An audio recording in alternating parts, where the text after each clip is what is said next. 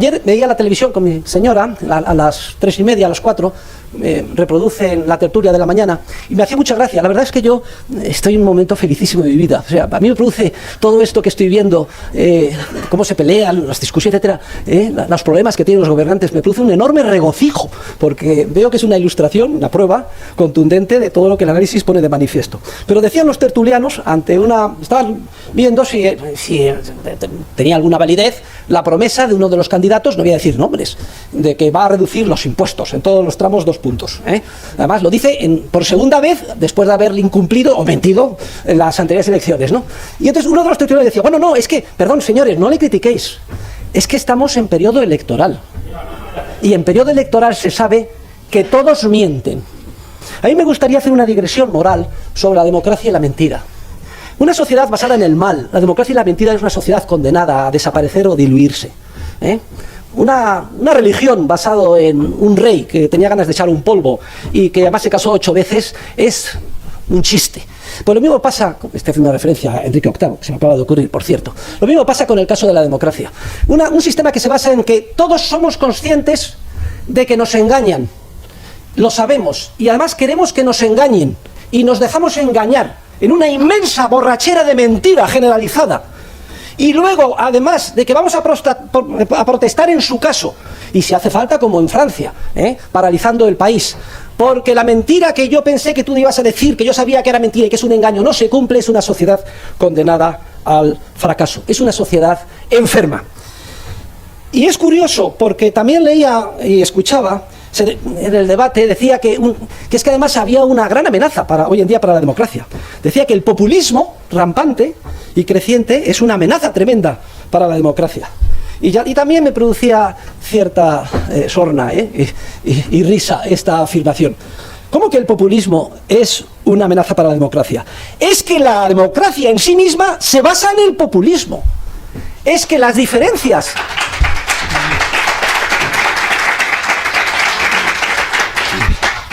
Es que las diferencias que a nivel político de la calle, en relación con unas elecciones concretas, en unas coordenadas particulares de tiempo y lugar, como pueden ser las españolas, etcétera, entre unos partidos y otros, en lo que a populismo se refiere, son prácticamente inexistentes.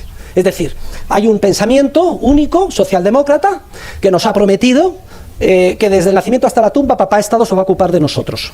Y se va a ocupar en educación, vivienda, empleo. O sea, la Constitución española dice que tenemos todos los españoles el derecho de trabajar. Oiga, y además el deber. Pero ¿y eso en qué se plasma? Y pensiones, educación, seguridad social, ¿para qué hablar? Se ha dedicado una ponencia antes por Miguel Ángel Bastos Bubeta, etcétera. Se promete todo. Y la gente se hace la ilusión de que eso puede ser, aunque en su foro interno sabe que tal cosa pues es simplemente un brindis al sol, es decir, una mentira, aunque esté incluido en un apartado de la Constitución. Hay algunas personas que, bien, siguen yendo a su trabajo, tratan de sacar adelante sus vidas, saben que todo esto es una gran mentira, la esperanza que tienen es poca. Hay otras personas más ingenuas que se lo creen. Y cuando llega la verdad y se ve que no se pueden cumplir las promesas, y a poco que se escarba, esto sucede enseguida, y además se ha observado de manera muy ilustrativa con motivo de la gran recesión, pues lógicamente no nos debe de extrañar a nadie. Se indignan y se van a la Puerta del Sol indignados.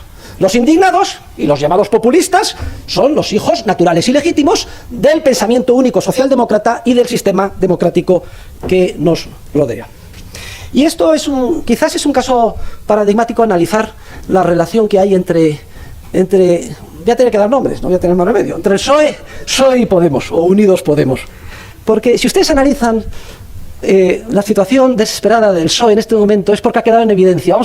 Vamos a ver, el PSOE jugaba estratégicamente la siguiente carta, desde el advenimiento de la democracia a nuestro país. La carta era, en cada una de las elecciones, vamos a explotar al máximo la retórica populista.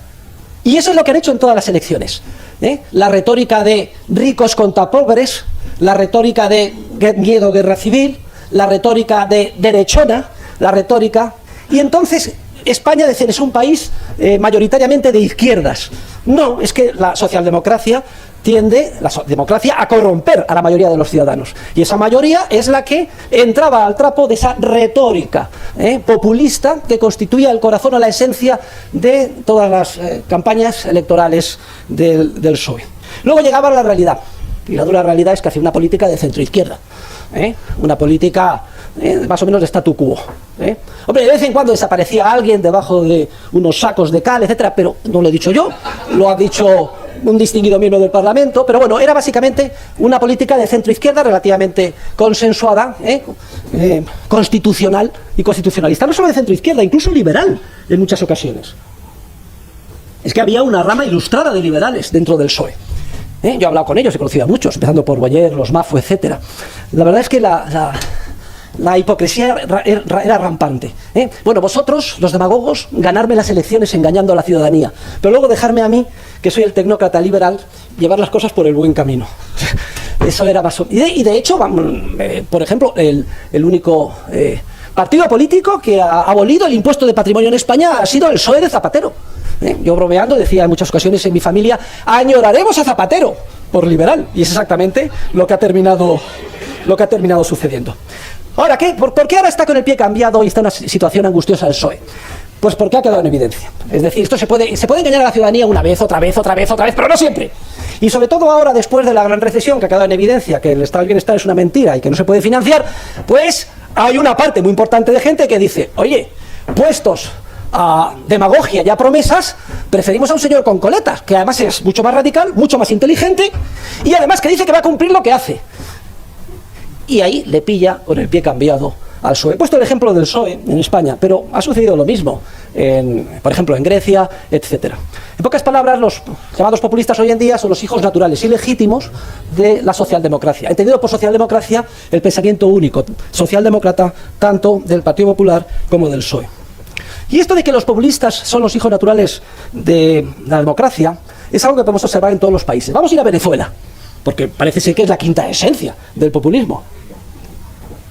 Pero vamos a ver, populismo venezolano, no tengan ustedes ninguna duda, es hijo legítimo de los años y años de socialdemocracia venezolana, con Carlos, por ejemplo, Carlos Andrés Pérez, que en paz descanse, su partido, me parece que se llamaba Acción Democrática. ¿Saben ustedes cuál era el lema en todas las elecciones? Pueblo y trabajo. Y lo mismo con los otros partidos, incluso COPEI, etcétera, prometiendo un estado de bienestar, además en una sociedad mucho más pobre que la española, con un nivel de formación cultural más bajo, si eso es posible, que la española, y al final, ¿qué es lo que ha terminado pasando? Pues viene cualquier caudillo, ya recuerden el ciclo al que me he referido antes, Grecia a Roma, salvador de la patria, que termina de hundir el país, hasta que venga una revolución y se vuelve a reiniciar el ciclo sucesivamente. Y respecto a los llamados populistas de derecha, este es cuarto de lo mismo, porque sean en Francia, Le Pen, los populistas de derechas, o el caso más curioso es el caso de Donald Trump en Estados Unidos. En realidad prometen estado de bienestar, prometen protección a los trabajadores. Están temerosos de que vengan bienes del extranjero y prometen, pues, barreras arancelarias, prometen ir para atrás en lo que se ha avanzado hacia el librecambismo en las últimas décadas, etcétera. Siempre tocando una vena sensible en el proceso de corruptor de compra de votos que caracteriza al sistema. Por cierto, ahora el Partido Libertario en Estados Unidos pues está en la cresta de la ola. El Wall Street Journal de ayer o de hoy le ha dedicado todo un artículo, porque dice, hay millones y millones de americanos que jamás querrán votar a Donald Trump ni jamás querrán votar a Hillary Clinton. La única solución de ellos es votar al candidato libertario, Gary Johnson. Y además hace un resumen del programa, que luego me referiré al Partido Libertario Español. Es un programa liberal clásico, por decirlo de alguna forma. Dice que hay muchísimos americanos que en realidad están identificados con ese programa, que no lo sabían, pero que la gran esperanza es que puedan alcanzar el límite del 15% de votos, que es lo que le daría derecho a poder acceder a la televisión, a los medios masivos de comunicación, etcétera. Porque el propio sistema democrático se ha ocupado de establecer un oligopolio partidista, impidiendo la posibilidad de que haya competencia en la medida de lo posible.